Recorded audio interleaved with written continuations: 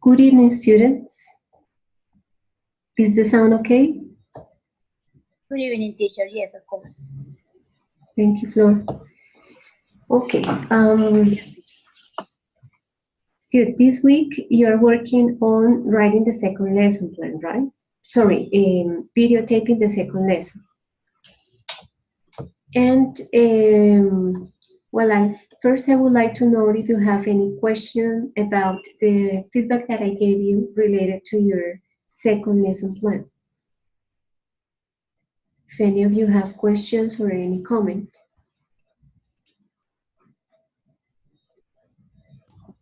No, teacher, I don't have questions.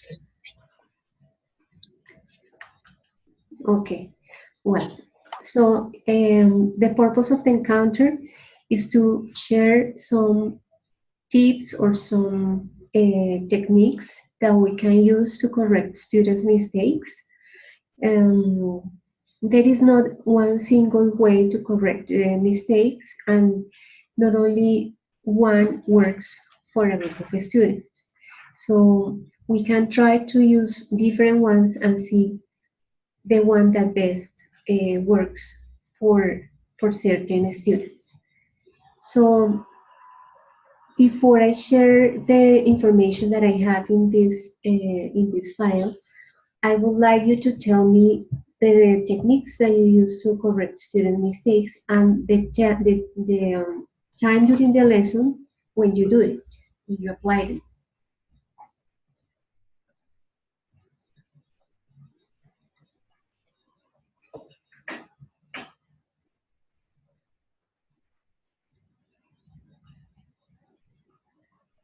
Teacher, may I try? Sure. Thank you. Well, maybe like some techniques that I use or I used to use with my students, or even the techniques that I use with the students of the practicum, is that I don't correct the mistakes that they make when they are just practicing or they are trying to prepare the whole activity. I just correct the mistakes at the end of the presentation because I consider like the mistakes that they make while they are just practicing or preparing the final presentation. It is part of the process. And at the end of the presentation, they will show like the whole process. And in that moment, like with the at the end of the presentation, I may correct like some important mistakes. But it is important for them like not for them not to feel like stopped or that they are doing like things badly until the end, because this might make them feel frustrated. That's what I think. Okay, so you work on fluency and on giving students confidence so you don't interrupt them and you have the time to correct them is at the end. Am I right? Okay, so all right. And but how do you do it? Do you write on the board the mistakes? Do you have students find out the correct sentence? What is the technique that you usually Well, use? actually, I write like the mistakes in a piece of paper, like notes for me, just like to remember the most important mistakes and not forget them, like maybe at the end of the lesson.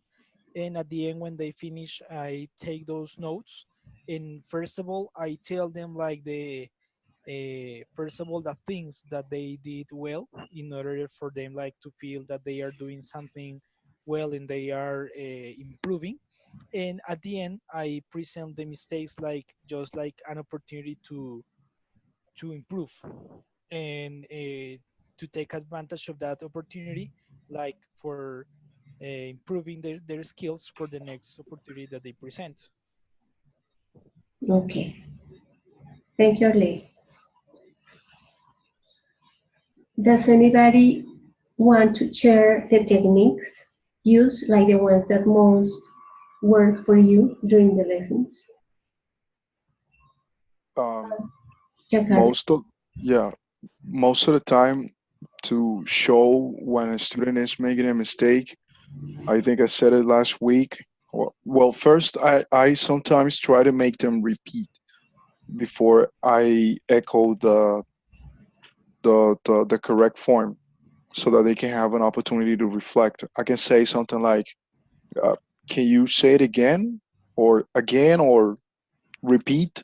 And then students know that by doing this at a certain moment, they probably say something that doesn't make any sense. So I get them to reflect on what they say so that,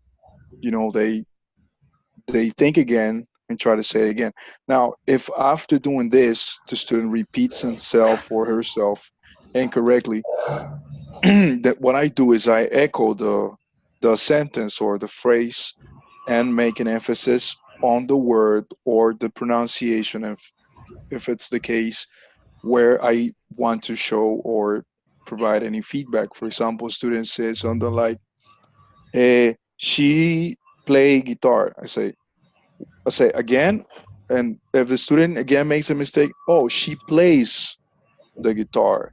And then by doing that, the student notices that my intonation is changing in the part where the mistake has been made. Sometimes in other cases, what I try to do is I try to provide them some like hints, or like, for example, if students is using a plural form incorrectly, and I say, for example, plural.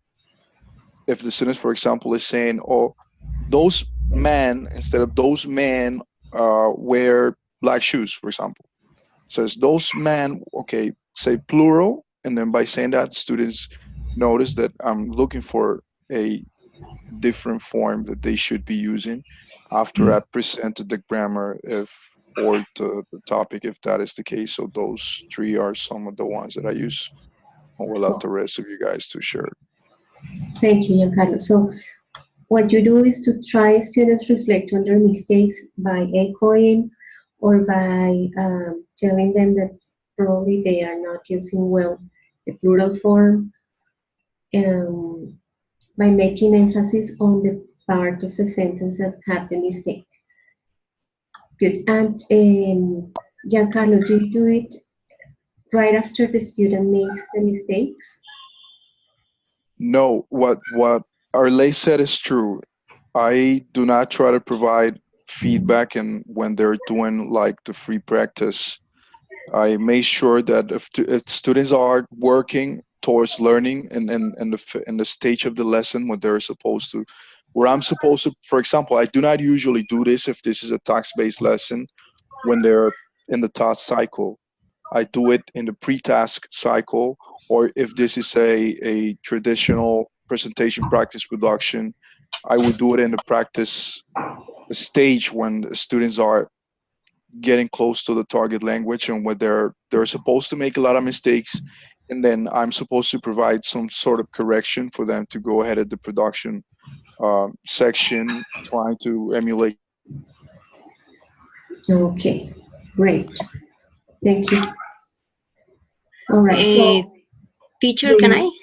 yes, please. the language where I'm trying to get my students to uh, do a more complex task. I would expect even after they completed the task so that I can call the attention to the errors that they made. But in this particular these three particular techniques is when I'm close to a student, and they know that I'm in the role of becoming a monitor and sometimes or the assessor at the moment. When I'm not doing that, they know that I'm around gathering information, but I would allow them to go ahead and make the mistakes if that is a section of the lesson when they're freely, because I understand that if a student is speaking freely, they would need more encouragement on my side to continue to talk no matter the mistakes they're making, because that's not the target of the section of the lesson, at the stage of the lesson at the moment. When the area where they're practicing, they're like getting correction, then that's when I'm trying to get them to focus on linguistic forms or features of the language where they're supposed to correct in order to perform the task properly or perform better on the production section or stage of the lesson. Okay, thank you. Liliana? Well, teacher, in my case, I usually write the mistakes on the board.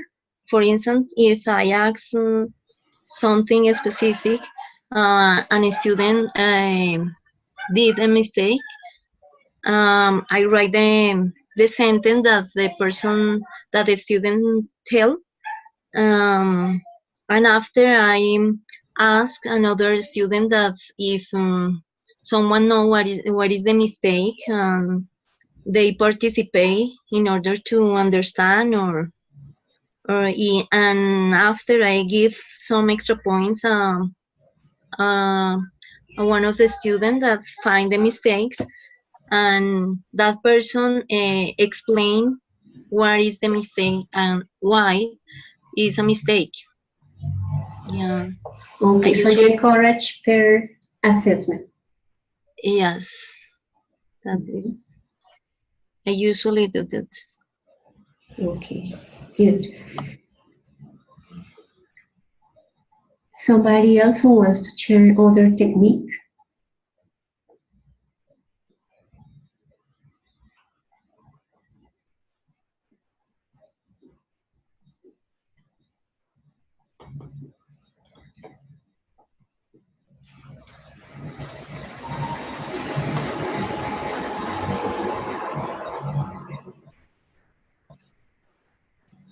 Teacher, Marlene?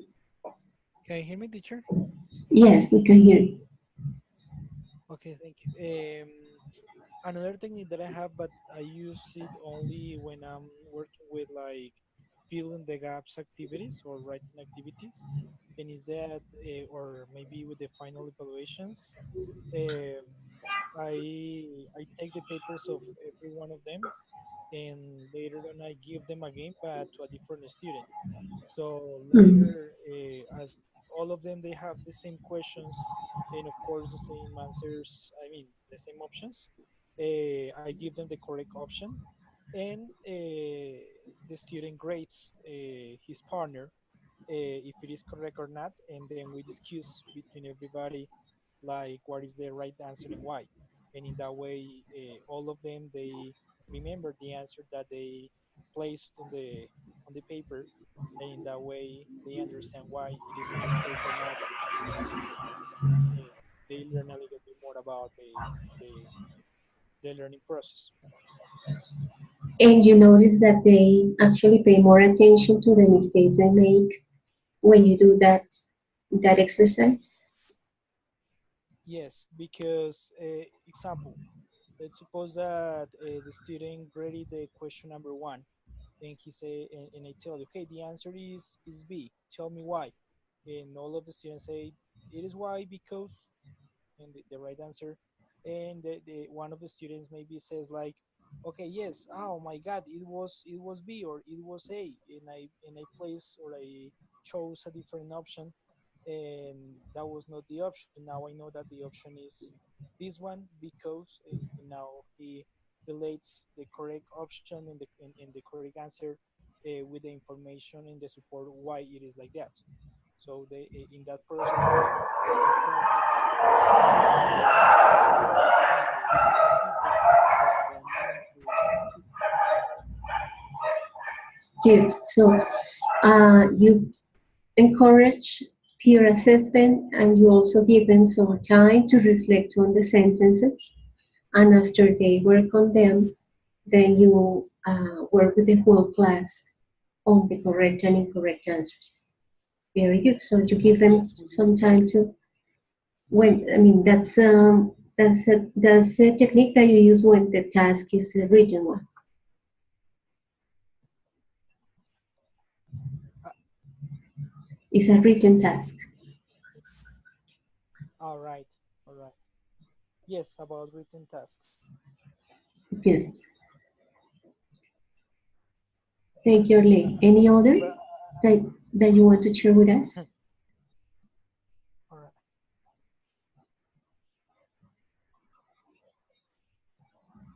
Somebody else wants to share other technique?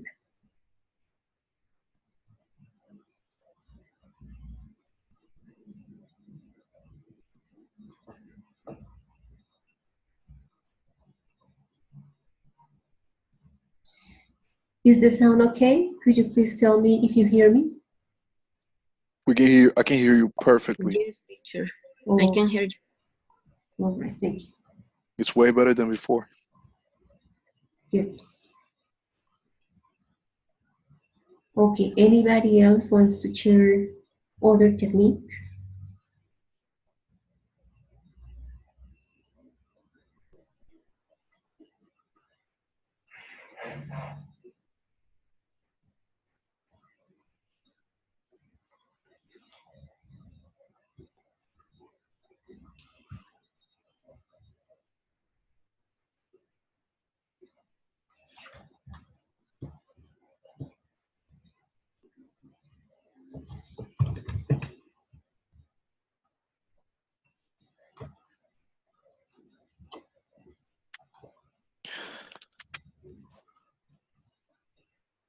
You can make a list of the mistakes that the students make and put them on the board. And at the end of a task, you can have them all reflect on the mistakes and provide correction.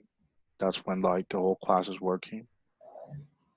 Okay, it could be done with oral tests, right? So you Yeah. keep track on this on the mistakes, and then you write them on the board. You have students to take some time to reflect on the possible correct way to, or the way to correct the sentences. Yeah, that's a way not to interrupt the task because I think in that's probably something we're going to review that our role when providing or assessing students is not to interrupt the flow they're they're undertaking as they go with the lesson because it would be like when you have a car and you're on a way and you're like pressing the brake, like pushing the brake pedal several times, it becomes uncomfortable, and at some point you lose the interest for the journey. So yeah, that'd be one. Mhm. Good. So with that activity, you have students get engaged again on on the exercise to focus on accuracy.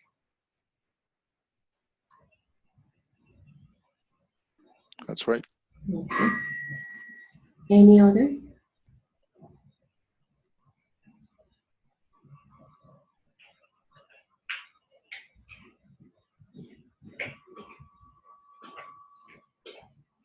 Well, I'm going to share with you the list that I have here.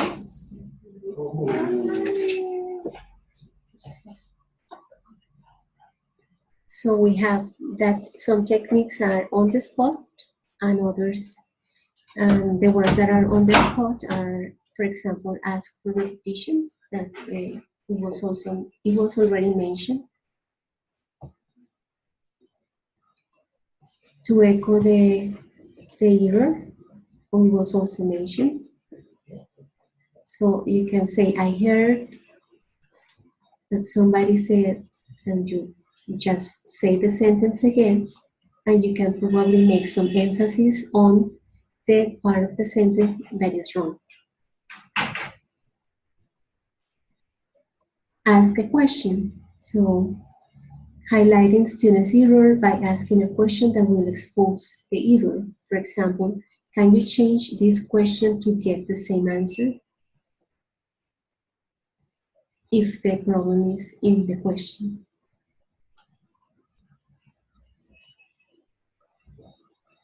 Here we have to repeat the sentence up to the error. So the student needs to complete, that needs to reflect on how to do it in a correct way. We can also use a visual aid. Draw a visual aid on the board to help the students understand the error, have them self-correct with gestures, right?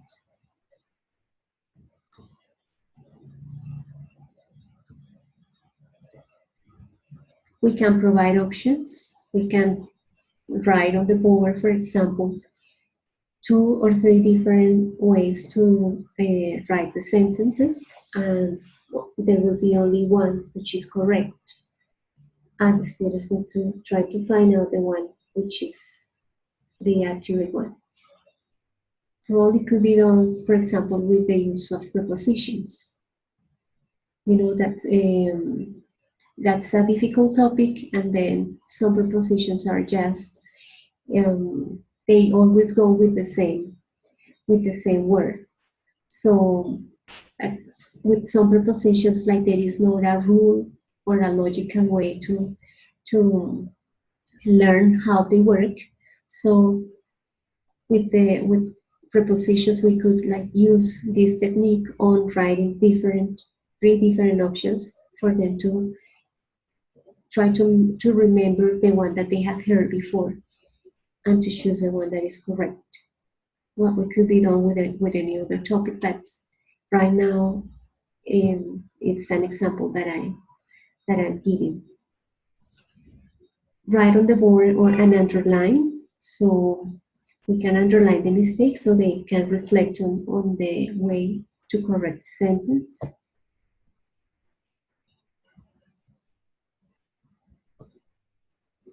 Highlight the issue, which was already mentioned.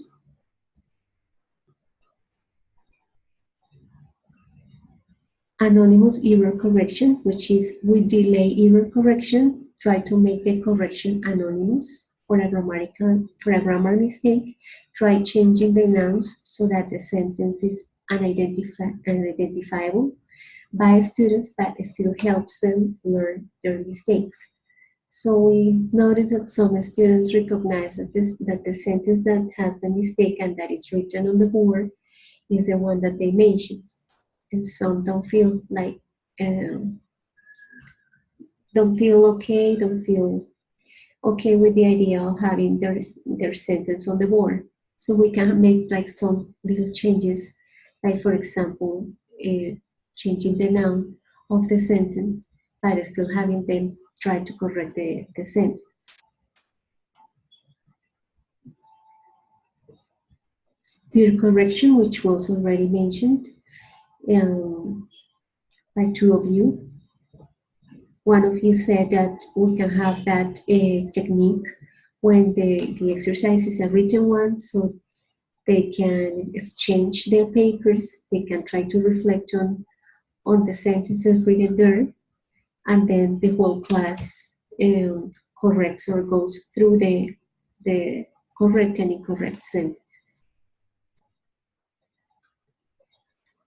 Self-correction. If students can fix their own mistake, it shows that they understand and allows them to feel more confident in their knowledge. Confident self-correction habits lead to students depending less on others, thus speaking more freely. Usually self-correction happens in A2 levels, in B1, A2, when students are more conscious about language.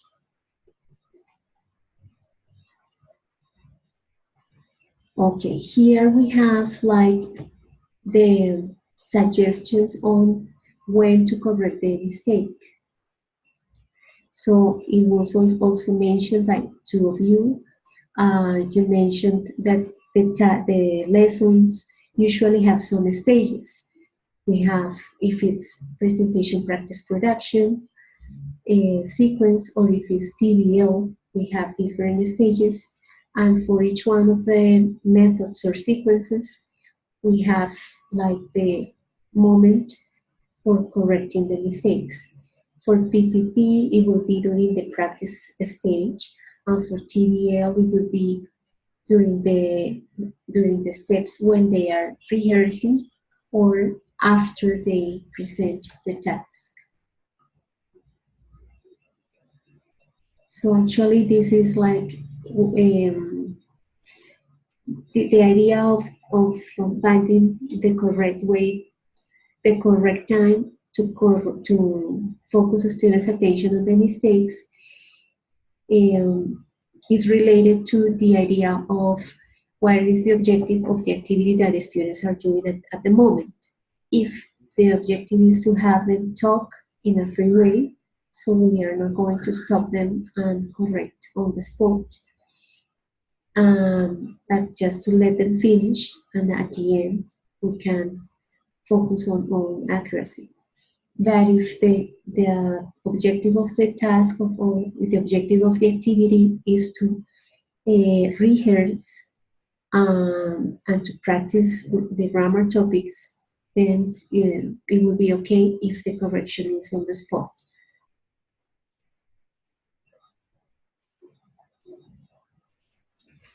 And well, finally, this presentation, we have some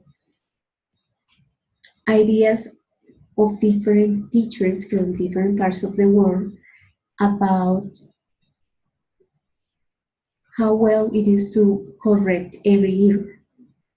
So some teachers have affective concerns, and for example, this teacher is from Kyrgyz, and he mentioned the idea that correction may develop something like a barrier, and students will be afraid of making mistakes and will not speak or study English with pleasure.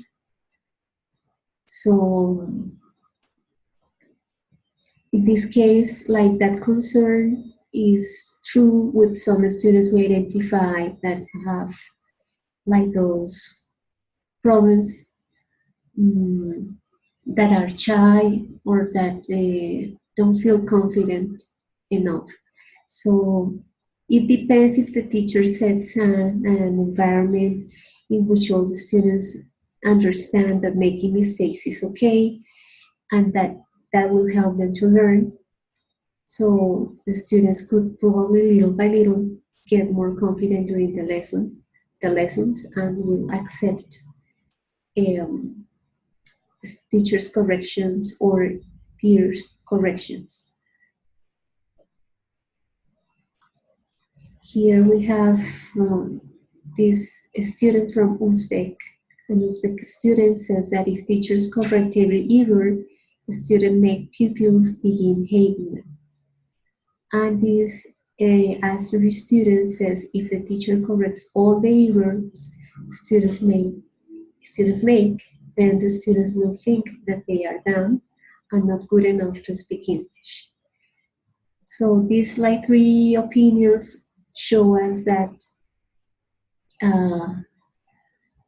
there is a link between affection and mistakes that come from students and come from teachers. And that's why there is not only one way to correct mistakes that can be effective. But we need to see students' reactions when we correct them and see if they feel better with one or other technique.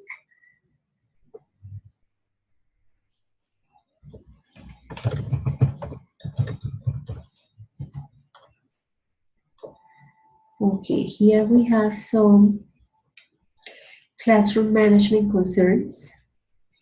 This teacher from Guatemala says that correcting every mistake would take too much time. This teacher from Venezuela says that it is tiring for the teacher, not to mention the student. And this Moroccan teacher says that it's impossible to correct every error. So we can probably make a connection here with those of you who are parents probably have the experience teaching your children how to speak Spanish. And you might probably remember that you corrected your children's mistakes several times. And you probably remember that they kept on making the same mistake over and over until they were ready to correct it.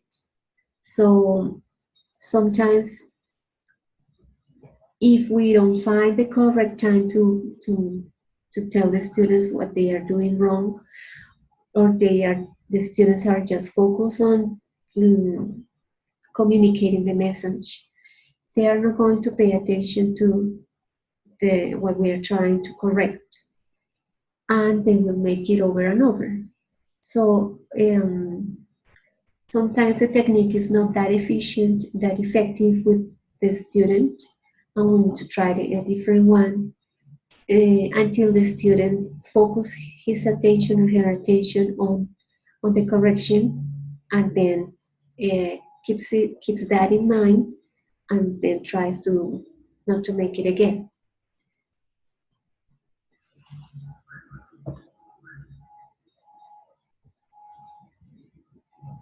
Okay, here we have some teachers teaching concerns. It says the student can't even process all of those corrections. This is an opinion from a teacher from Panama. A teacher from Kazakhstan says students will forget the corrections. And a Kyrgyz teacher says the correction of each mistake will confuse a student. So this is good to have in mind with beginners because they make many mistakes. So we cannot stop them all the time, even if they are in the practice stage. But we need to focus on just some mistakes that we consider are very important or that probably we corrected in previous lessons and they still make the same mistake. But with beginners, it would be impossible and not effective to correct all the mistakes students make. Arle wrote that it is also important to tell them the positive things, not only the things to correct for them, not to feel pushed. Exactly.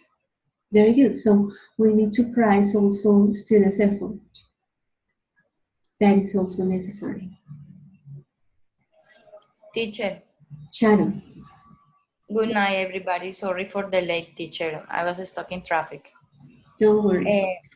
But what you say about my experience by teaching my kids to speak, first of all, it was a different experience with each one of them because with the older one, it was so easy because in the way I talked to him, he tried to repeat all the things I said. But when he was trying to use language, his mother tongue Spanish, he made several mistakes. And as you say, he was just repeating the mistakes. But there was a point in which he figured the meaning of the things he was saying, and in that moment he just got the point and correct those mistakes without telling him that he was wrong in that space. But with my second boy, I'm still doing the work because he sometimes don't understand the meaning of the things he wants, and he just say in a wrong way. But I said to him, son, you try to say it in this way. And also that happens to me with my students in the classroom, because at first time we always say, no, you have to say in this way, tata. But now, after some feedbacks that I make in my classes, I said, hey, for saying something, Valentina, you should better use this word in this way, or try to say it like this, or maybe if you think that you can say this sentence using this time in the same way, just not like Arlette said. We sometimes trying to solve those things, we put the students to the wall, just saying no, it's wrong. And in that moment, students feel pushed because they are trying to use language, and for saying something sometimes using the grammatical structure and all this grammar stuff that we sometimes should teach to them. So we figured a way to correct those mistakes in order they got the message, but also to understand and use the meaning that the things they are going to say. Okay, what you just shared with us, Sharon, is a good example of how in the case of your children, you use the same strategy, the same technique, but it didn't work. And the same happened in your lessons. When you try one technique, it didn't work, and then you needed to use a different one. Yes. So not Because everybody. not all the persons learn in the same way. Exactly. All of us have a different point of view about the use of language, because it's not for only a communicative approach. We also try to figure how to develop different skills, and also the critical thinking is linked to this communicative approach. In my case, I use it with my students. I always trying to figure how to make sharings in class, because they figure how to express the idea, how to get involved in the topics and all the things. So this helps us a lot in the acquisition of vocabulary, the use of language. So sometimes we just focus on the way they use grammar, and we push him into the wall, like I said, because we say, no, this is wrong, so try to figure this. No, just turn the page and try to figure another things that maybe will be more significant for them.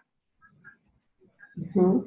This Okay, thing and can be useful in any other aspects in life. right. So that's why there is not a, or when we research in education, we use qualitative ways to analyze data, because we won't have the same results with all the groups, with all the students. So what we do is to analyze what happens in a specific context, and we apply something and see if it works or not. Now we cannot say that it would be this or with other contexts and with other group of students we can obtain the same results, because as you mentioned, we all learn in a different way, or we are all different, so we might use different strategies to learn, or we can focus our attention on different things. Okay, good, Sharon, thank you. I'm going to read Liliana's comment. She wrote, sometimes we enjoy the mistakes that children say when we are learning to speak, and after they recognize their mistakes, and later they recognize their mistakes. I think it is similar when students are learning. Exactly. Some of them don't like to make mistakes. It would be the opposite. And so we need to work hard to let them understand that that is part of what they have to do if they want to learn. They need to try, then we need to correct, they need to try it again. Okay, and Sandra wrote, the way to correct the mistakes will be the motivation and enthusiasm of the student, or the dislike or refusal to the class. Yes, but as we don't know how they will react, we can probably use one technique that doesn't work, and then we need to use a different one and see if we get better results.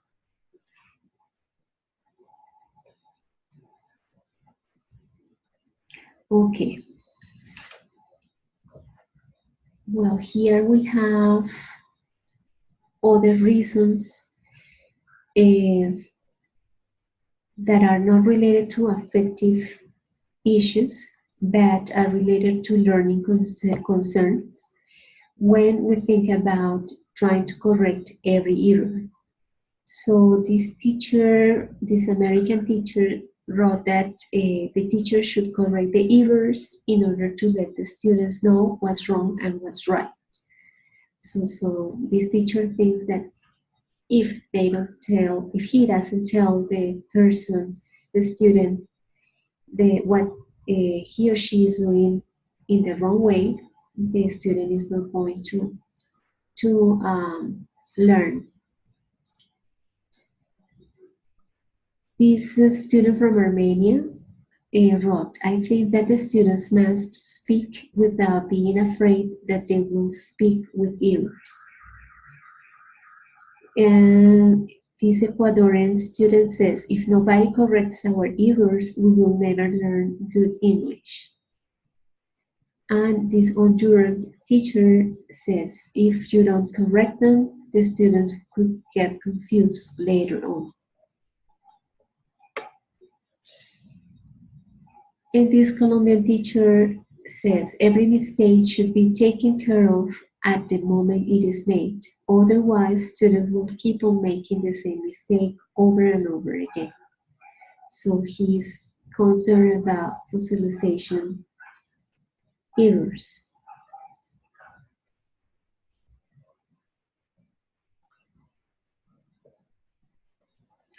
And finally, here we have two professional concerns. This Uzbek teacher wrote, if a teacher doesn't correct errors, he's not a real teacher. And this one from Costa Rica wrote, teachers should be the main way to develop the students' skills. So here we have like opposite opinions. But again, as an example of when you teach your children Spanish when they are little, even if we correct the same mistake over and over and students are not ready to internalize the information or they don't focus the attention on what is being corrected, they will make it again, they will make the mistake again until they are ready. So it's we cannot prevent, even if we use the presentation practice production sequence, which is designed to try to help the students not to make mistakes at the end of the lesson. We cannot prevent students from making mistakes. And it will be even more difficult if they are beginners. So we need to start by thinking that that is part of the process, that is part of learning, that should be seen as something good, because if they try and they don't care about making mistakes, they are going to experience using the language and they will have the feedback. The opposite will happen if they stay quiet and the teacher doesn't know if the student actually can use the language in a correct or an incorrect way. Do you guys have any comment about this?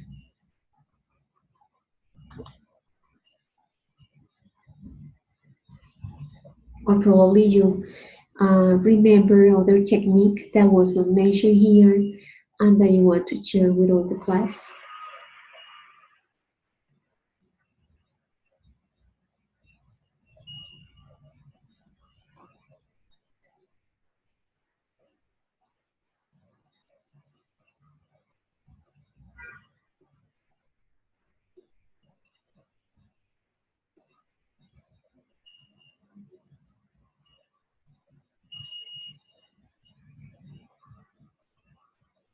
Nobody?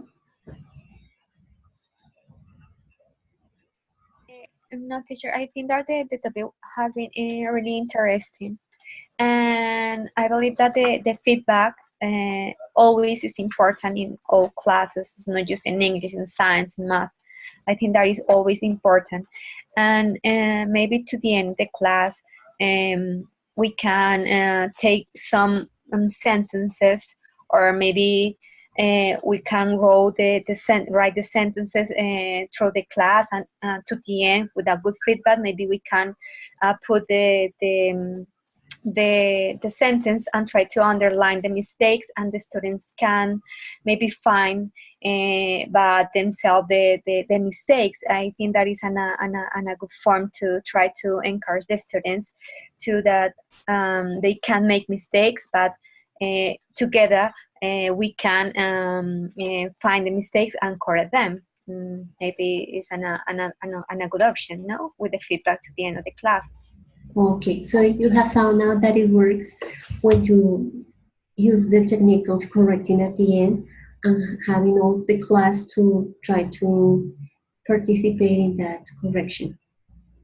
Yes, I think that is good for them now, especially when you have a big groups, even with having a small classes too. I think that they feel so important because they can help the teacher to find the mistakes and correct the mistakes, and maybe in a good way they can say their classmates, oh look at this, that is wrong, maybe because anyway, and I think that is good and important. Okay, Joanna, thank you. Alright. Any other comment or maybe question? Sorry, teacher. Andres? Teacher, one thing that I used to do is that when I put one exercise and they are performing individually, then I like peer checking. And in that stage, they can correct mistakes. After that, I like to share with the whole class, and we can solve the answers or the exercise. Normally, they don't have mistakes because they already had 2 steps to correct the mistakes, and they feel more comfortable with a peer that if you correct them On the spot, okay. Andres, what have you noticed that good learners do? I mean, you have identified in your classes those students that are good at learning the language and some other students that are that need more time to learn. What have you noticed about those ones that are good at learning English? What do they do regarding the actions teacher. they do to make to correct their mistakes? Teacher, sometimes we have students that know more about one specific topic, and in my case, most of the time I have students that have a better English level than the others. So I try to change pairs frequently.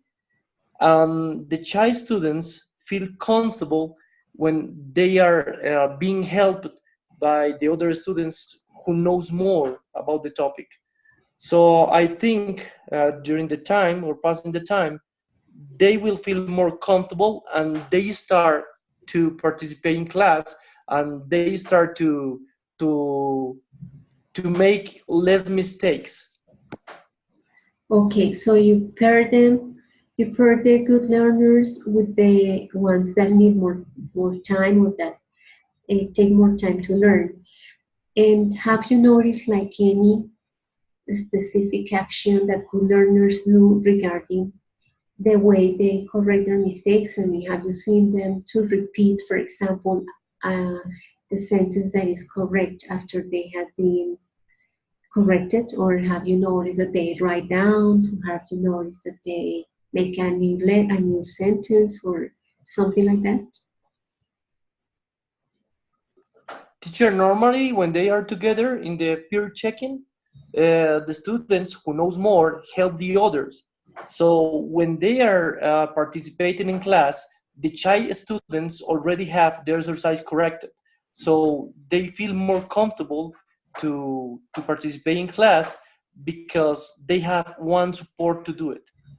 Okay, good. Thank you. Well, I'm going to read John's comment. He wrote during oral tasks and reading exercises, we could correct their mistakes by repeating, commenting, reformulating, and finally asking for clarification according to their English proficiency level. Okay, so repeating, commenting, reformulating, and asking for clarification. Okay. Did any of you have noticed like the actions that good learners do when they are corrected during the lessons? Have you seen them taking notes? Have you seen them repeating? Have you seen them doing something that you see, okay, this is a good student, and he usually does this or that? Has any of you noticed that?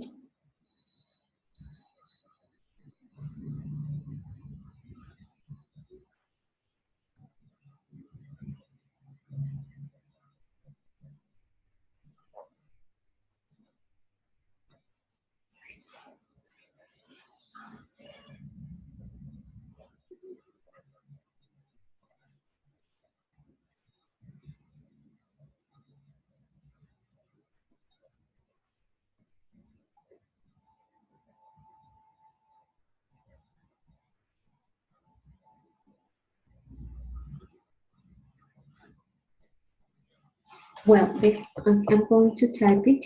I'm going to type the question.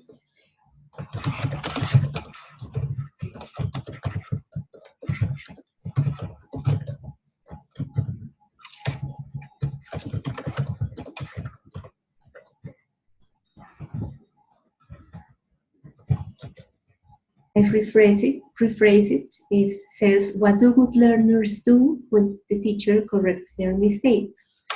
For example, so they write down the correct answer. Okay, teacher. Sharon? Teacher, in my case, when I make those corrections, they just make this funny face, try to laugh and repeat the word or the sentence they was trying to say. For Okay. me, a common mistake is that sometimes they confuse the use of the to be verb. So they say, for saying a crazy thing, they say, we are working in the project. And I say, hey, you sure it's in that way? And they laugh and say, no, teacher, we are working on the project at this moment. So they figure, try to laugh and continue with the sharing. Okay, so they repeat the correct Yes. sentence. Good. Teacher, Andres. I've noticed that usually good students don't write too much. They just catch things easily, but they don't like to write a lot. I'm talking about the mistakes. All right. So they pay attention, but they don't write. Yes, teacher, usually. Okay. Adley wrote, they take the corrections into account in the use of language if the future activities and their communicative skills. So they actually pay attention. They pay attention to the correction. And Sandra wrote, some usually make controversy because they say they are right, so this is not right.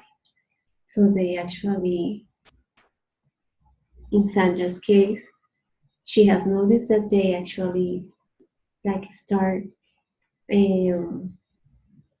trying to support that they are making the correct choice or they are doing it correctly.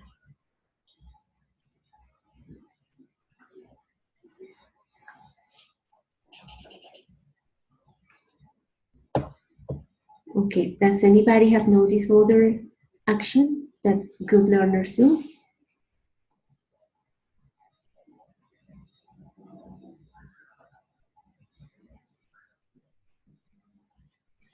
They seem to reflect on the correction. So they stop for a moment doing what they're doing. They like repeat the sentence or write if they're writing something, they'll write it again. They seem to reflect on it and then just go on. So there's like a little stop moment where they stop doing what they're doing to reflect on the correction and then go ahead and continue in case if it's an oral activity. Okay, so they take some time like to process that and to memorize it. And so sometimes they do something like writing down or repeating. Yep, that's correct. We can good, Carlo. We can also think about the way we memorize new information. What do we usually do? So we make it conscious. We need to make it conscious. We need to say, sometimes we repeat. For example, when we want to learn a new word, or when we want to learn a new piece of information, like a telephone number, or the name of a street, or the name of a restaurant. So we like can make it conscious, and is in my case I make associations, and that works very good with me.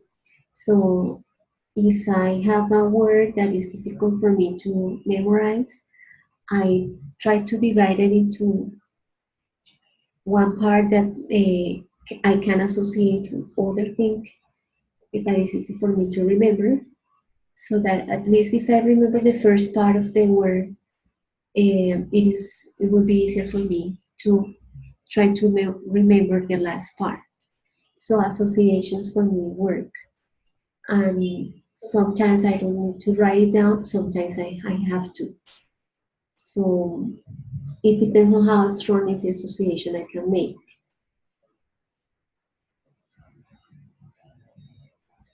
Liliana wrote, good learners correct immediately and try to make new examples and ask the teacher if it is correct. They try to do again and again. Okay. And Sandra wrote, they may feel bad because for good students it is forbidden to be wrong. Well, that's what we need to change, that idea. So actually good students are not the ones that make everything correct, at least in English lessons. We all make mistakes all the time when we learn a language. So we need to change that idea on students that making mistakes is wrong. And we need to help them understand the opposite. Actually, that if they make mistakes and try, they will learn because they will be correct.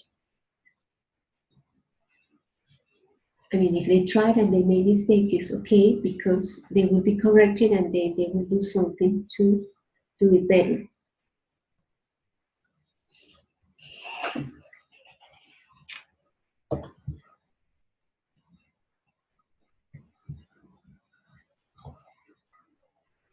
Okay, what have you noticed about good students' personalities?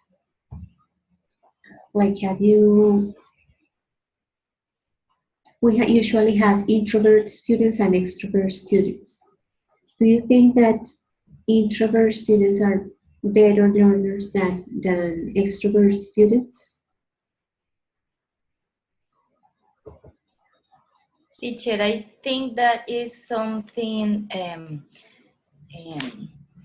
that have the two sides of the coin, because the introverted one can figure and solve things in the way they learn. For saying something, in my classroom, I have one student who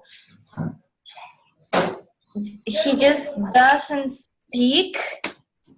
He just said the few things, but in the exam we made, he got 4.3 in his score.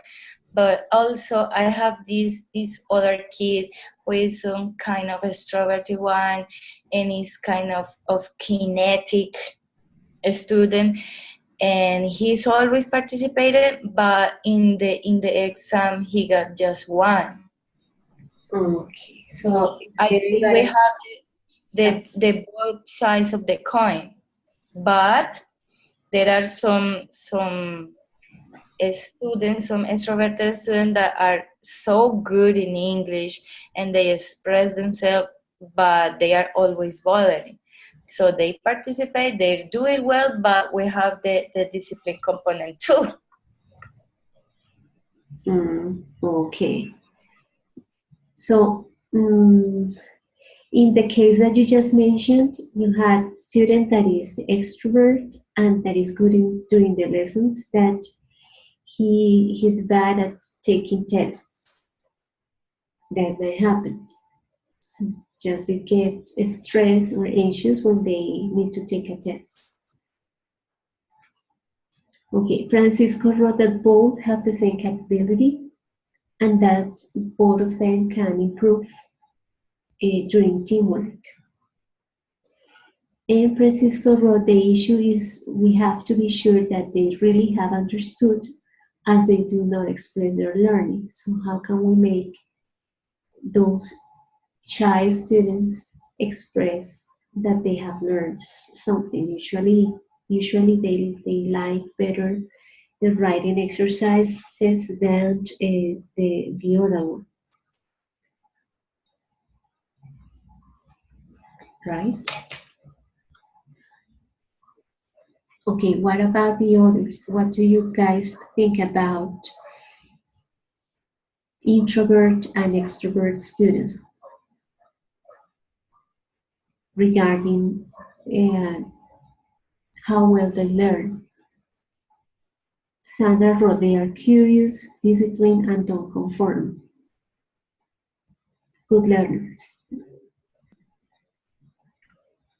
In my personal experience, I can say, just like Sharon mentioned, that I've seen extrovert students who excel at English and others who just way too distracted to be like grasping something of the language. But the same thing happens with introvert students. Some of them are very disciplined and they have a particular way of learning by themselves. They seem to be successful in individual activities compared to those who are good students who are extroverts, who seem to be more successful when they're working in pairs or in groups. But in terms of whether one is better than the other at learning English, I've found that the population seems to be quite balanced in terms of good ones and bad ones in either side of the classification. What I noticed different is like I mentioned, the introvert students seem to learn better when they work in individual activities, and extrovert students definitely seem to do better when they work in pair or in groups.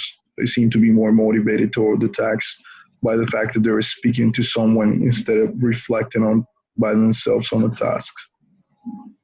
Okay, so depending on the type of activity they are asked to work on, they can perform better or badly.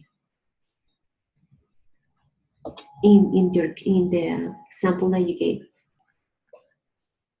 Okay, Yep. thank you. I'm going to share with you what a couple of research have found about characteristics of good learners regarding personality issues. So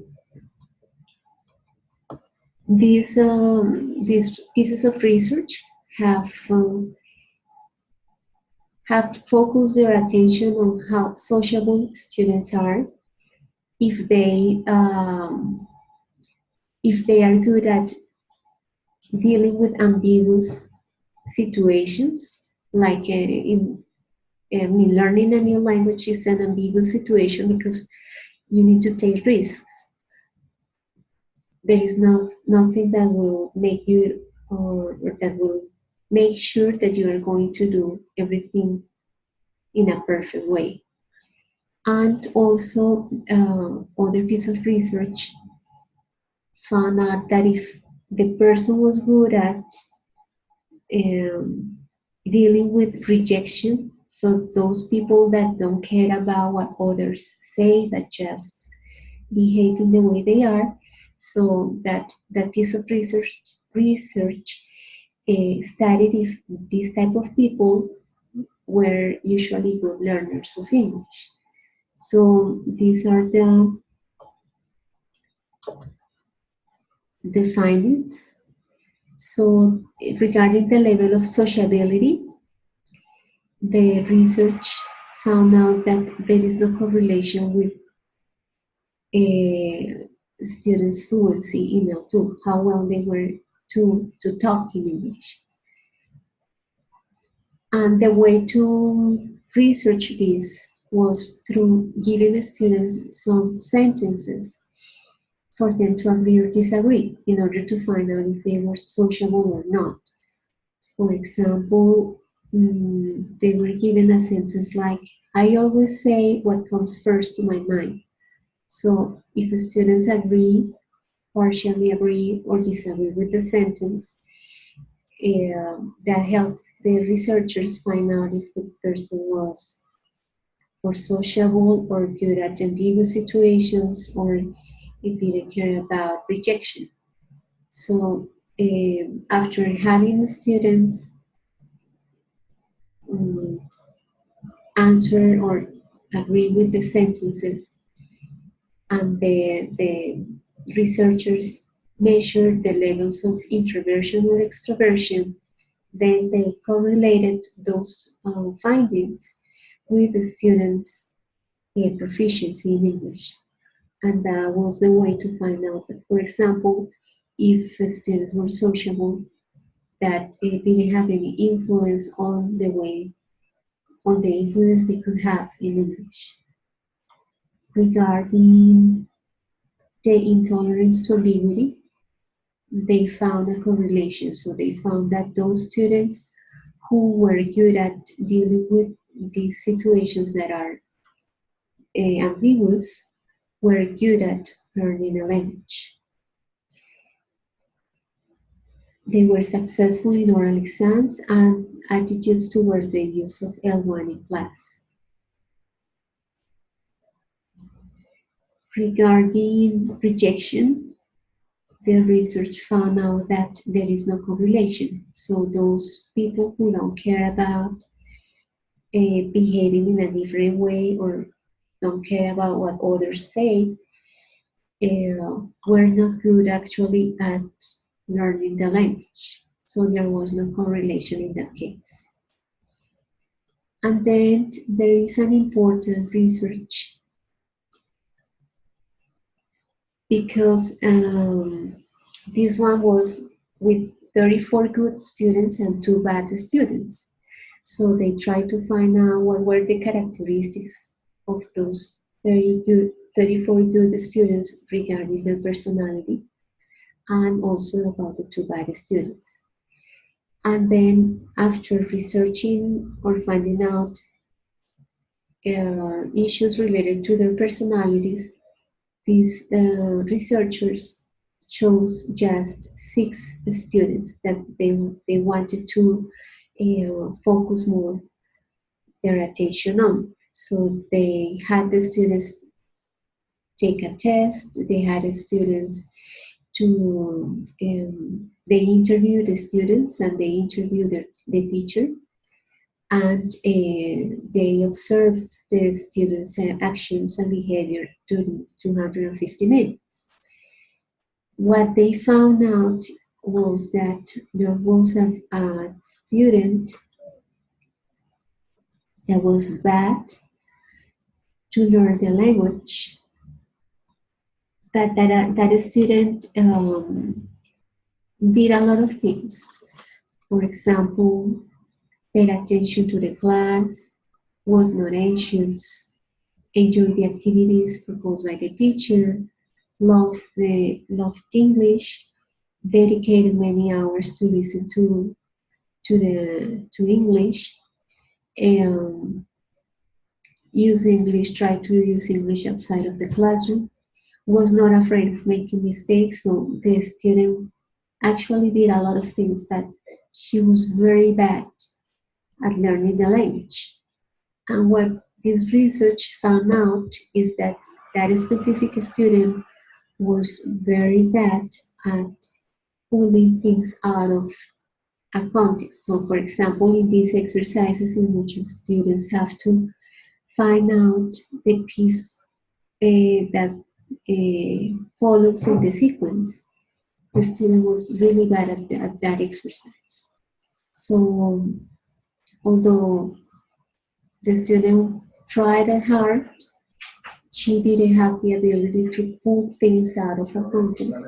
And um, the finding of this research suggested that this is an ability that good students have.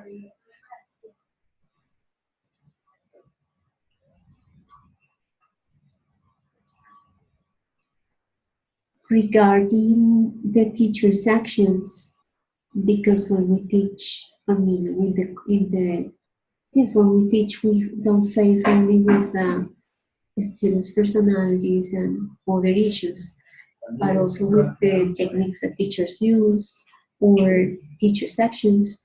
So, in this research, the findings related to teachers' actions were this one. So, they promoted oral language, more oral language than written one. They use more direct correction than indirect one.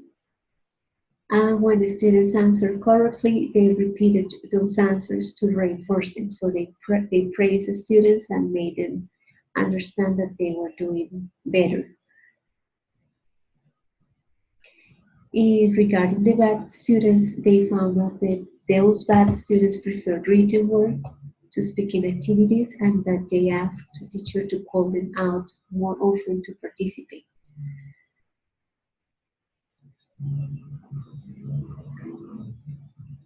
So I found this information interesting, like to, in a way, think about different aspects that take place when we are teaching and when we are learning, and that might probably influence how well we are or how bad we are at speaking a new language. I don't know if probably you have noticed something similar in your students regarding these findings. Like, for example, those students who are good at dealing with ambiguous situations and that they participate, I mean, they are risky, they just try, are good learners of the language. And I don't know if probably any of you have noticed that some students that try hard and do many things are just not good learners of the language. Have any of you faced like any of those, or have you probably identify students with those aspects that match these findings of these pieces of research?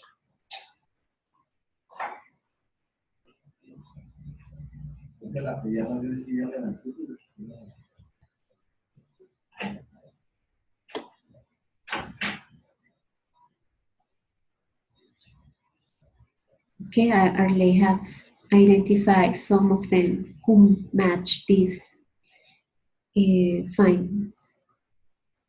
Does anybody else have like identified some students that are risky are good learners compared to those students that need more time to learn? May I try, teacher, to say something? Yes, please. Well, I have identified like the features or the characteristics that you mentioned in some type of students and some students, but also I have identified that maybe we cannot like categorize a student like he is a good student or a bad student because I think like that maybe students live or are categorized in some of these um,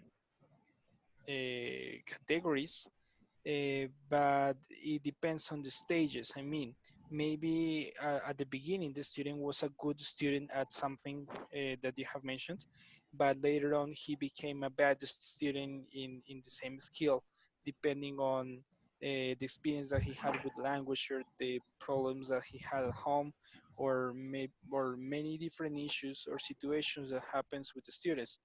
So I think that maybe it is not like that the student is gonna be a good student since the beginning till the end. So I think that they just have like some stages. They just have like some.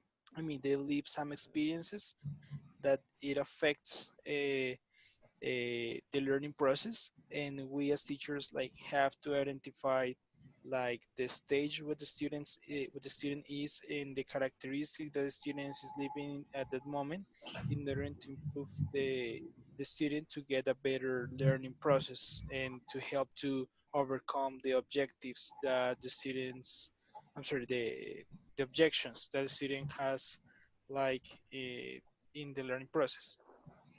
Okay, your comment is very interesting because you remind us that there are other issues that influence on learning. For example, as you mentioned, if the person has problems outside the classroom, if the person has problems outside the classroom or other aspects that also make students perform well or bad during a lesson or during a period of time.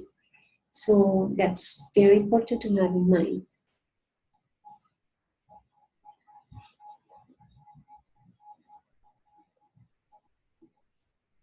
Good. Any other comment about these findings? Something that you have noticed in your lessons, in your classes?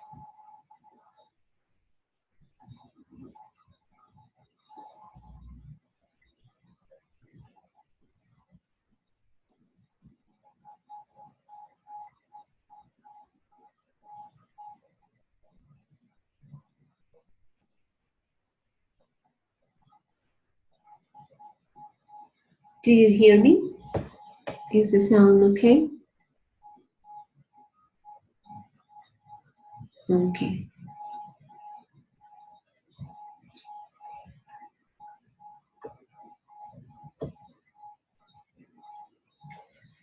Is the sound better now?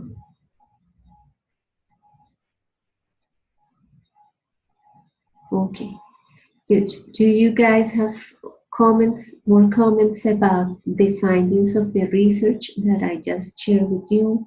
Something that you have identified in your lessons that can be connected with this information?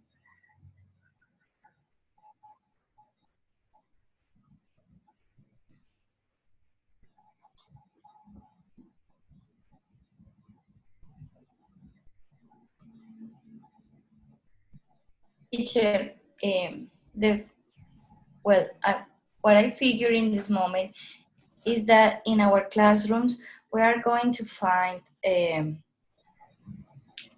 different ways of learning and also for teaching. And as you mentioned, sometimes we got this hot potato student who who even need to write something to understand, and this student have the ability to figure and solve different issues that can happen in any moment. But also we have the students who need more space, more time, and also another different ways to explain the situation or the use of grammar and all the things. So I think that classroom is kind of kitchen. Because in this place you have to mix several things to get the result that is the significant learning. I agree totally with you. So good teachers need to pay attention to students' differences. So it's not only that we know like strategies and techniques and the theory, but if we can understand differences in the class, that we have group of different people, and that so we can help as much as possible the group of students that we have. So that's totally true. Good. More comments, questions?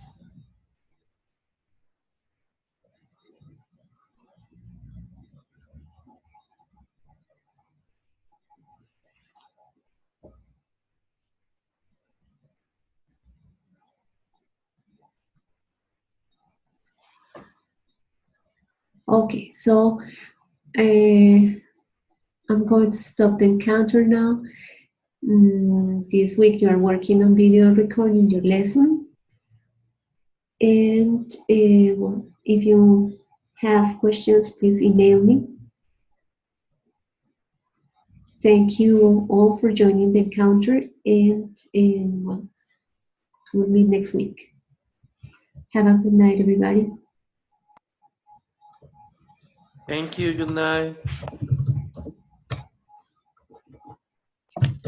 Thank you, teacher. Bye. Bye-bye.